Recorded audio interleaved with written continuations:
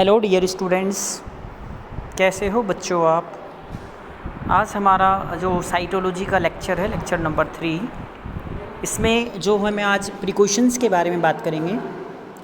Precautions against infections, यानी कि जो हम सैंपल लेते हैं, जो हम सैंपल की स्लाइड्स तैयार करते हैं, उसके कांटेक्ट में आते हैं, तो उसमें कुछ प्रिकॉशंस हमें लेना है जो कि हमारे लिए बहुत इम्पोर्टेंट होता है।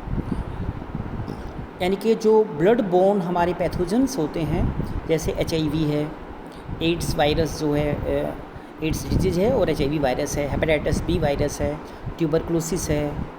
तो ये जो ब्लड बोर्न जितने भी इन्फेक्शंस होते हैं, इनको प्रॉपर तरीके से हैंडल करना चाहिए। और इनके जो सैंपल्स होते हैं, इनके प्रिपरेशन करने के लिए, चाहे वो गायनोकोलॉजिक सैंपल हो या नॉन गायनोकोलॉजिक सैंपल हो, उनके सैंपल्स को हमें बिल्कुल प्रॉपर तरीके से जो है वहाँ पे हैंडलिंग करना है। और अगर हैंडलिंग में कोई भी प्रॉब्लम्स होगी तो उसके जो इन्फेक्शंस होते हैं वो हमें भी होने के, यानी कि टेक्नीशियन को होने भी चांस होते हैं। उसमें हमें डिस्पोजिंग स्पेसिमेन कैसे करना है, अपने जो हैंड ग्लव्स पहनना है और उसको डीकॉन्टामिनेटिंग करना है, और जो वर्क स्पेस है उसको भी हमें अच्छी तरीके से जो है वहाँ पे साफ़ करना है। और जो हमारा सैंपल है उसके लिए हमें स्लाइड को प्रिपरेशन करना है। इसके बाद जो हमारा अगला पॉइंट है वो है कि जो एसेप्टिक कंडीशन में काम होना चाहिए, यानी कि एसेप्टिक यानी कि वहाँ पे इन्फेक्शन होने के चांस बिल्कुल भी नहीं होने चाहिए, और किसी भी तरह का माइक्रो ऑर्गेनिज्म वहाँ पर नहीं होना चाहिए। यानी कि जब भी हम वहाँ स्लाइड बनाएंगे और वहाँ पे उसको हम स्पेसिमेन को हैंडल करेंगे, तो वहाँ पर जितने भी हमारे इंस्ट्रूमेंट्स होते हैं, प्रोटेक्टिव इक्विपमेंट्स होने चाहिए। जैसे हमारे पास डिस्पोजेबल हैंड ग्लव्स होना चाहिए, डिस्पोजेबल फेस मास्क होना चाहिए, गाउन्स होना चाहिए जो हमारे डिस्पोजेबल हो और उनको हम यूज़ करेंगे। आईलिड्स होने चाहिए आँखों के लिए भी। और सैंपल को प्रिपरेशन करने से पहले हम ये सारी तैयारी करते हैं। जितने भी इंस्ट्रूमेंट होते हैं वो सारे स्टरलाइज होने चाहिए ताकि इन्फेक्शन फैले ना। और जो वर्किंग एरिया होता है वो एकदम वहाँ पे उसको रब करना चाहिए, स्वैप्ड होना चाहिए, और डिसइंफेक्टेंट सॉल्यूशन से हम उसको क्लीन करना चाहिए। और कलर कोडिंग का हमें वहाँ पे ध्यान रखना चाहिए कि जो डिस्पोजेबल हमारा वेस्ट प्रोडक्ट होता है वो किस कंटेनर में डालना है। अलग अलग तरह के कंटेनर्स होते हैं और अलग अलग कंटेनर्स में हम डिफरेंट जो हमारे पास वहाँ पे जो वेस्ट प्रोडक्ट होते हैं, जो हमारे पास सैंपल की ख़राब चीज़ें होती हैं और जो इक्विपमेंट्स होते हैं, उनको प्रॉपर तरीके से अलग अलग तरह के जो बिन्स होते हैं उनमें हमें लेना है। और इसके बाद में जो बायो हैजार्ड्स हैं हमारा, वो वेस्ट हमारा मटेरियल्स होता है और अदर वेस्ट मटेरियल्स होते हैं। और जो बायो हैजार्ड्स मटेरियल्स जो हमारा होता है वो सील्ड पैक होना चाहिए, और लेबोरेटरी में जो हमें पर्सनल जो है वहाँ पर उसका यूज़ करना चाहिए ताकि हमें भी किसी प्रकार का जो इन्फेक्शन ना हो। और जो एम्प्लॉय होते हैं उनको किसी प्रकार का कोई भी रिस्क नहीं होना लेना चाहिए, और उनको जो हेपेटाइटिस B होता है उसका प्रॉपर तरीके से वैक्सीनेशन देना है ताकि हेपेटाइटिस B उसको इन्फेक्शन ना कर सके। हेपेटाइटिस B जो है एक डेंजरस जो है वो माइक्रो ऑर्गेनिज्म होता है, एक वायरस होता है ये, जो कि हमारे लीवर को इफ़ेक्ट करता है। उससे बचने के लिए पहले से ही जो एम्प्लॉय वहाँ पे काम कर रहे हैं, लैब टेक्नीशियन हैं या अदर स्टाफ वर्कर हैं, सबको हेपेटाइटिस B का जो इंजेक्शन है वो देना चाहिए। इसके बाद बात करेंगे फिक्सेशन के बारे में। जो फिक्सेशन होता है एक इसेंशियल ये हमारे लिए होता है लेबोरेटरी में कि पार्ट होता है ये हमारा। इसमें सैंपल को लेने के बाद में हमें तुरंत उसको क्या करना है, वो फिक्सेशन करना है। साइटोलॉजिकल स्टडीज़ करने के लिए और जो भी उसके अंदर सेल्स हैं उनको प्रिजर्व करने के लिए इमीडिएटली हमें क्या करना है, सैंपल को फिक्स करना है। ड्राई होने से पहले ही हमें फिक्स करना है, और कोई भी उसके अंदर जो सेल्स है वो डिकम्पोज नहीं होना चाहिए, कंटामिनेशन नहीं होना चाहिए। उनको करने के लिए सेल के जो डिटोर्डेशन को रोकने के लिए हमें फिक्सेशन करना बहुत ही नेसेसरी होता है।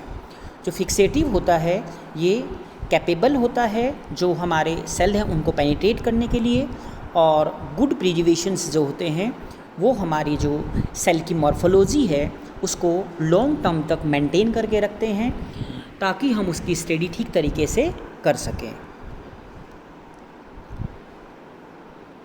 जो फिक्सेशन होता है, एक जो हमारा जो स्मेयर प्रिपरेशन होता है उसका एक पार्ट होता है ये, और जो हमारे सैंपल्स होते हैं वो ड्राई ना हो, ड्राई होने से पहले ही उसको हमें जो है उसको हमें इस प्रिजर्व करना है।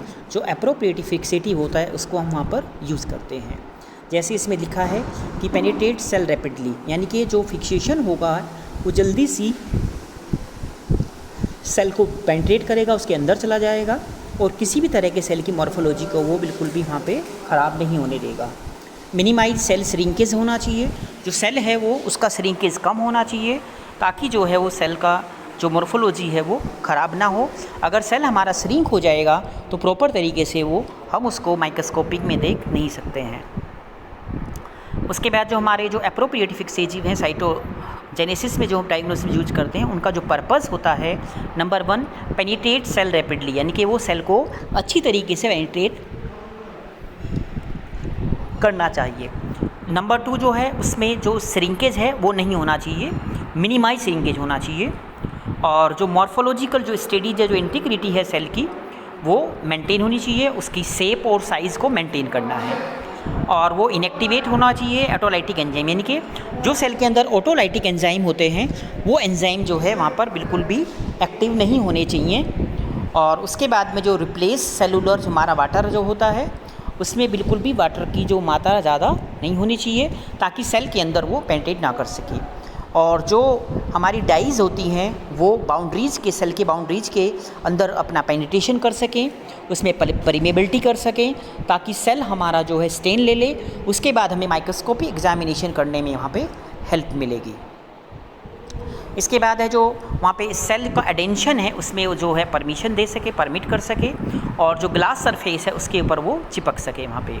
इसके बाद जो है अगला पॉइंट में be match to the subsequent staining, यानी कि जो हमारा मेथड्स है उसमें जो एप्रोप्रिएट जो स्टेनिंग होती है वो उसमें एक तरीके से लग सके, मैच हो सके। और इसके अलावा जो हमारा फिक्सेटिव है बी बैक्टीरिसाइडल, यानी कि वो बैक्टीरिसाइडल होना चाहिए, जो बैक्टीरिया हैं उनको किल कर देना चाहिए ताकि हमारा जो सेल है वो ख़राब ना हो जाएगी। बी रिप्रोड्यूसिबल, यानी कि रिपोर्ट हमारी अच्छी आनी चाहिए और रिपोर्ट ऐसी होनी चाहिए जिसमें कोई किसी प्रकार का कोई भी प्रॉब्लम ना आए। और represent a they permanent cellular record, और जो हमारे रिकॉर्ड सेल्स आएंगे उनके हमें परमानेंट वहाँ पर रिकॉर्ड रखने हैं तो स्लाइड बना के रखनी है ताकि हम आगे भी उनकी स्टडी कर सकें। ये हमारे फिक्सेशन मेथड होते हैं जो कि हमने 3 कैटेगरीज में इसको डिवाइड किया हुआ है। पहला जो कैटेगरीज है वो है वेट फिक्सेशन, वेट का मतलब है गीला, यानी कि हमें तुरंत वहाँ पर जो उसका जो हमारा सैंपल है उसको तुरंत हमें फिक्सेशन करना है। और इमीडिएट जो हमारा सुपरविजन, जो हमारा सब मरीजन जो है उसको वेट सैंपल को फटाफट हम फिक्सेटिव में डालते हैं सॉल्यूशन में ताकि सेल जो हैं वो प्रिजर्व हो जाएं। इसके बाद में सैंपल जो हैं वो फिक्सेटिव के सॉल्यूशन में रहते हैं अनटिल, जब तक अराइवल इन द लेबोरेटरी, जब तक वो लेबोरेटरी में ना चले जाएं तब तक वो फिक्सेशन में होते हैं। उसके बाद में उनको जो है नंबरिंग देते हैं, स्टेन करते हैं, और सेल जो है कभी भी वो एक्सपोज नहीं होना चाहिए एयर के अंदर में, नहीं तो उसके जो सेल्स होते हैं उनकी जो मॉर्फोलॉजी होती है वो प्रॉपर तरीके से हम उसको नहीं देख पाएंगे। उसके बाद है जो अगला पॉइंट है wet fixation with subsequent air dry, यानी कि जो हमारा सैंपल है उसको हम ड्राई करेंगे और उसके बाद में हम इमीडिएटली उसको सबलिमेशन करेंगे उसको, और सेल सैंपल को फिक्सेटिव में डाल देंगे, और उसके बाद में जो हमारा फिक्सेटिव होगा उसको स्पेसिफिक टाइम के लिए बाहर निकालेंगे और एयर उसको ड्राई करेंगे, यानी कि सैंपल को हमने फ्रीजर में डाला, बाहर निकाला, फिर उसको हम एयर ड्राई करेंगे सैंपल को, और उसके बाद में जो कंटेनर है उसको हम जो है ट्रांसपोर्ट कर देते हैं आगे दूसरी लेबोरेटरी में, हम उसको वहाँ पे पास आउट कर देते हैं। तो अराइवल हो गया लेबोरेटरी में, वो चला गया वहाँ पर, वो 95% जो एथेनॉल होता है वो उससे पहले हम उसको स्टेनिंग करने से पहले उसमें हम यूज़ करते हैं। तीसरा है हमारा स्प्रे फिक्सेशन, ये स्प्रे होती है, इसमें हम हाथ से क्या करते हैं स्प्रे लगाते हैं, यानी कि इमीडिएटली जो हमारा फिक्सेशन होता है वेट सैंपल को विद फटाफट हम वहाँ पर स्प्रे फिक्सेटिव को यूज़ करते हैं। तो जो स्प्रे होता है वो फिक्स सैंपल के लिए यूज़ किया जाता है, उसके बाद उसको एयर ड्राई किया जाता है और उसके बाद में उसको जो कंटेनर में है ट्रांसपोर्ट के लिए उसको रख दिया जाता है और जो अप्रोप्रिएट उसकी लेबोरेटरी है उसमें वहाँ पर उसको पहुँचा दिया जाता है। और लेबोरेटरी में अराइवल होने के बाद में सैंपल को हम प्लेस करेंगे 2 सेपरेट रिंसेस, 2 में उसको हम धोएंगे सेपरेट 95% एथेनॉल में। उसके बाद वहाँ से उसको हम निकाल के रिमूव करेंगे और जो जो हमारी जो पॉली इथाइलिन जो हमारी जो वहाँ पे दूसरा ग्लाइकोल है जिसको हम कार्बोवैक्स बोलते हैं उसमें डालेंगे और कम्प्लीटली जो है उसको हम फिक्सेशन करेंगे और उसके बाद जो है फिर हम उसको स्टेनिंग करना शुरू करेंगे। यानी कि स्टेनिंग के पहले हमें ये दोनों जो प्रोसेस करने हैं, पहला 90% एथेनॉल और उसके पॉली जो इथाइलिन जो हमारा ग्लाइकोल है उसमें डालेंगे इसको। इसके बाद है हमारा जो हमारा फिक्सिंग फ्लूइड होता है उसको हम जो है पेपनी कोला हमारी स्टेन है उसके थ्रू हम वहाँ पर स्टेन करेंगे और उसके बाद में जो है वहाँ पे इक्वल वॉल्यूम हम लेंगे वहाँ पे किसका, जो हमारा 95% एथिलाइल अल्कोहल है और जो दूसरा हमारा एथेनॉल है। और उसके बाद कॉमनली हम यूज़ करते हैं 90% इथाइल अल्कोहल जो हमारा एलोन यूज होता है यहाँ पे। और उसके बाद सेटिस्फैक्ट्री हमारा रिज़ल्ट आता है उसमें और जो फिक्सेटिव होता है वो कम्प्लीटली कवर होना चाहिए स्मेयर के ऊपर, कभी भी वो बाहर यानी कि नहीं निकलना चाहिए, नहीं तो जो सारा जो हमारा फिक्सेशन होता है वो इवेपोरेट हो जाएगा, सारा वो उड़ जाएगा और जो हमारा सैंपल होता है वो ख़राब हो जाएगा। ये हमारा अल्कोहल फिक्सेटिव है। सबसे पहले 95% एथेनॉल जो फास्ट एक्टिंग करता है, नॉन टॉक्सिक होता है और रिलायबल होता है। और उसके बाद 80% आइसोप्रोपेनॉल होता है, ये भी अच्छा हमारा फिक्सेटिव है। 80% प्रेपनॉल को हम यूज़ कर सकते हैं, 100% मैथेनॉल को यूज़ कर सकते हैं। ये टॉक्सिक और ये कभी भी जो है यूज़ नहीं किया जाता है क्योंकि ये इतना अच्छा नहीं होता है। और 90% डीनेचर्ड अल्कोहल, 90 पार्ट जो है यहाँ पे 95% एथेनॉल और 5 पार्ट जो है वो एब्सोल्यूट मेथनॉल का हम यहाँ पे यूज़ करते हैं और 5% पार्ट जो है वहाँ आइसोप्रोपेनॉल होता है। उसके बाद रिएजेंट में हमारा ग्रेड अल्कोहल होना चाहिए जिसको हम एब्सोल्यूट मेथनॉल और 80% आइसोप्रोपेनॉल और 90% एसीटोन को हम यहाँ पे यूज़ कर सकते हैं। इसके बाद हैं इफ़ेक्ट्स, यानी कि जो अल्कोहल जो फिक्सेशन है उसके इफ़ेक्ट क्या होने चाहिए। तो shrinkage cell they are the dehydrated to the 50% of the volume, यानी कि जो हमारा श्रिंक सेल्स हो सकता है वो डिहाइड्रेट हो सकता है 50% वॉल्यूम के साथ में। और उसके बाद डीनेचर हो सकता है, कोगुलेटिव यानी कि जम सकता है वो, और प्रेसिपिटेट हो सकता है प्रोटीन्स, जो उसके अंदर प्रोटीन्स होती हैं, कोगुलेटिव प्रोटीन्स होती हैं। उसके बाद जो हमारा जो कोरेंसिन सेल होता है उसका स्ट्रक्चर जो है वो ख़राब हो सकता है।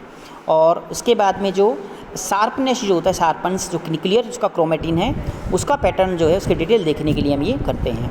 प्रोड्यूस ए रिलायबल, यानी कि रिजल्ट हमारा अच्छा आना चाहिए, फैमिलियल होना चाहिए एकदम, मतलब उसके साथ में मैच हो जाए, और रिप्रोड्यूसेबल होना चाहिए जो हमारा रिजल्ट बिल्कुल ठीक आए वहाँ पे, और उसमें आर्टिफैक्ट्स बिल्कुल नहीं होने चाहिए, ख़राब चीज़ें यानी कि बाहर की चीज़ें नहीं होनी चाहिए, जिसको हम आर्टिफैक्ट्स के नाम से बोलते हैं। ये जो है हमारा यहाँ पे कंपेयर है एयर ड्राई में और वेट ड्राई हमारा स्मेयर में। तो इसमें जो हमारा पहला है एयर ड्राई स्मेयर है जो रोमानोव्स्की स्टेन से करते हैं, और ये हमारा जो है वेट फिक्स स्मेयर है जिसको पेप स्टेन से करते हैं। तो पहले जो है dependence on the smear technique, ये स्ट्रॉन्ग होती है और ये मॉडरेट होती है। और ड्राई जो स्मेयर होता है वो गुड फिक्सेशन करता है, ये ड्राइंग आर्टिफैक्ट जो है यहाँ पे कॉमन होता है, बेकार चीज़ें आ जाती हैं। उसके बाद में जो वेट स्मेयर है इसमें ये आर्टिफैक्ट्स कॉमन है और गुड फिक्सेशन करता है ये। और सेल्स जो है वो सेल पुअरली स्टेन जो होता है, क्योंकि यहाँ पे हैवीली स्टेन होती है और सब्सटेंस जो है वो हमें कम इसमें दिखाई देंगे। ये इंडिविजुअल सेल्स क्लियरली हमें यहाँ पे सीन होता है, दिखाई देता है। सेल की और न्यूक्लियर जो साइज होता है वो होता है एक्स एग्रीगेटेड हो जाता है, और इसमें जो comparable to the tissue section, इसमें जो है हम टिश्यू सेक्शन को जो काट के उसके बाद में उसको कंपेरेबल करते हैं, उसके साथ बाद में उसको मैच करते हैं। इसके बाद है ए यूज़फुल कंटेनर, यानी कि जो कंटेनर होता है हमारा एक यूज़फुल होना चाहिए जिसमें हमें कैरियर करना है, इसमें इसमें को जो फिक्स करना है वो पॉलीथीन स्क्रू होना चाहिए, कैप होना चाहिए, और जो है वो उसमें कॉपलिन जार का नाम है, जो कॉपलिन जार होते हैं उसमें हम सैंपल ले जाते हैं, ऊपर से क्लोज हो जाते हैं। और में पैक होता है, ऊपर से पैक कर देते हैं इसको। 5 to 10 स्लाइड्स हम ले सकते हैं एक कॉपलिन जार में, और ये सूटेबल होता है ट्रांसपोर्टेशन के लिए, कहीं भी ले जाना हो तो स्मेयर्स को टूवार्ड द क्लिनिक्स में, लेबोरेटरी में, या किसी को हमें दिखाना है, किसी पैथोलॉजिस्ट को एग्जामिन कराना है, ठीक है ना। लेकिन but it should not be use, इसको यूज़ नहीं करना चाहिए हमें पोस्टल ट्रांसमिशन के लिए, क्योंकि इसमें जो इन्फ्लाम्ड जो हमारा नेचर होता है वो फिक्सेशन जो है फ्लूइड में हम करते हैं, तो उसमें हम इसको यूज़ नहीं कर सकते। इसके बाद जो हमारा स्मेयर होता है वो शुड भी हमारा रिमेन होना चाहिए फिक्सेटिव में, और 15 मिनट से पहले ही हमें उसको स्टेनिंग में डाल देना चाहिए।